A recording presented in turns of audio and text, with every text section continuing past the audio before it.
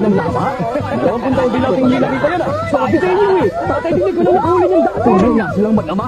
Nahuli na ni Gon. Hindi ako makapaniwalang nahuli niya talaga. Makita mo ba Tommy ito? Tita Mito, kita niyo po, natupad kong kondisyon yung hulihin ng hari ng lawa. Ibig sabihin nito, pwede na ako mag-hunter exam, di ba? Di ba?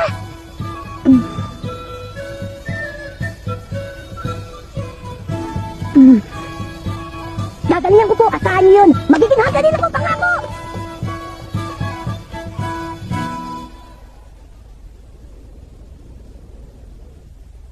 Siguro nga talagang nasa dugo nila yun, ano? Biruin mo, wala pang ibang nakahuli sa hari ng lawa mula nung nahuli yun ni Jin sa murang edad na 12 anyos. At ngayon, anak naman niyang si Gon na nakahuli sa edad na 12 anyos din. Pareho ang sigla at kislap na mga mata nila, hindi ba? Magkatulad talaga sila. Alam mong wala na tayong magagawa. Wala na makakapigil sa kanya. Desidido ka na ba talaga? Opo.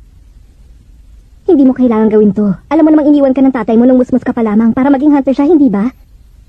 Opo, alam ko. Magpinili niyang maging hunter, hindi talagaan ka.